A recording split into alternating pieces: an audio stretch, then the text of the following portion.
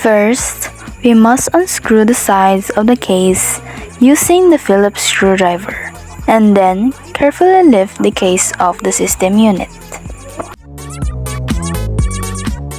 Second, remove the power supply. By that, unscrew the 4 screws holding the power supply. Push the power supply from the outside and then lift it out.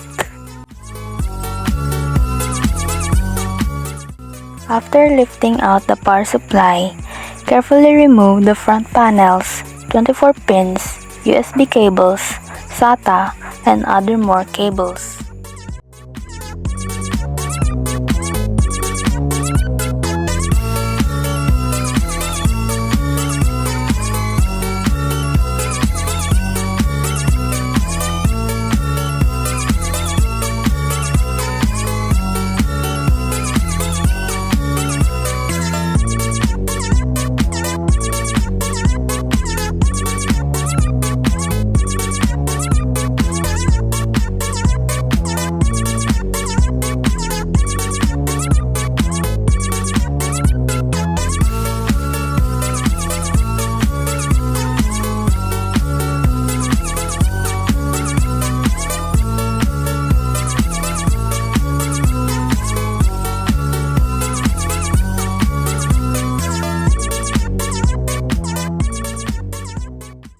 Fourth, we must carefully remove the random access memory.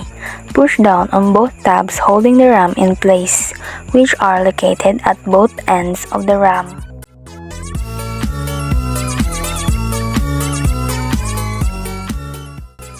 Fifth, we must unscrew the brackets of the hard disk drive, holding the drive in place, and gently remove the drive. Carefully slide or lift the drive out of its bay.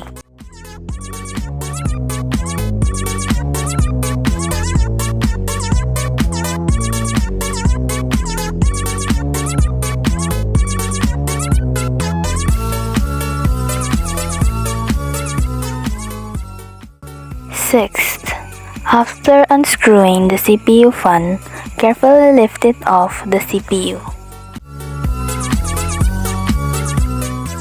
Seventh, to remove the CMOS battery on the motherboard, gently pop it out. And lastly, remove all the screws holding the motherboard in place. Lift the motherboard out by pulling it up away from the back of the case.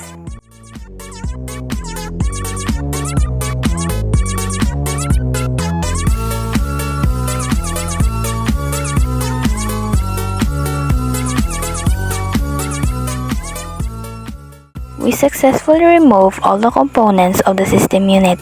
Now we must assemble it all back. First, we must carefully lift the motherboard and put it back in the system unit, and start to screw the motherboard.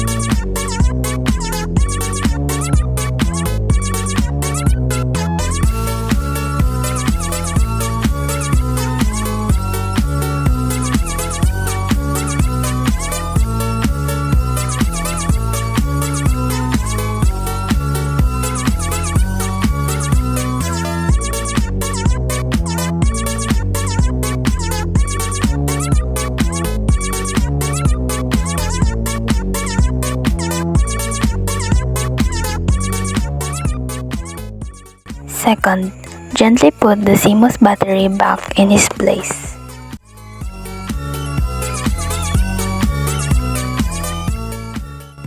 Third, put the CPU fan back and pin it tightly.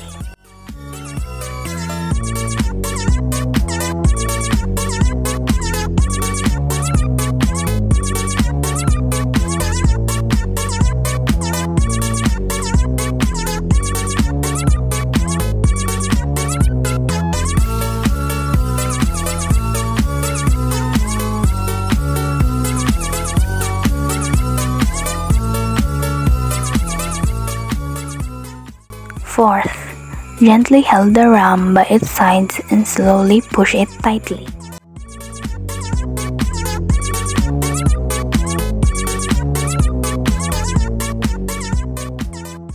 Fifth, gently put the HDD back into its bay and start to screw it tightly.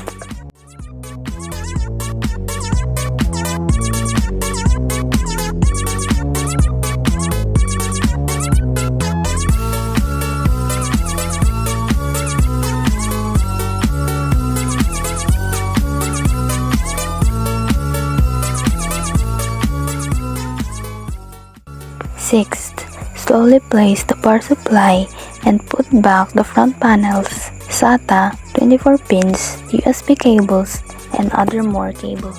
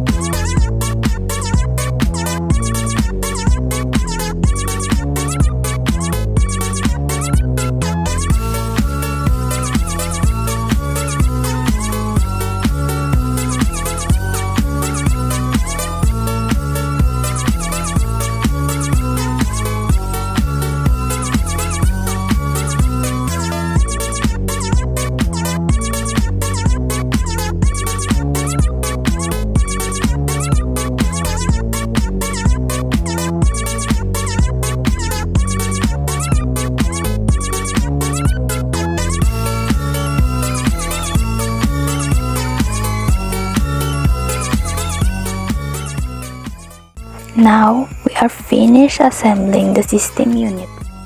We then start to screw back the 4 screws on the power supply.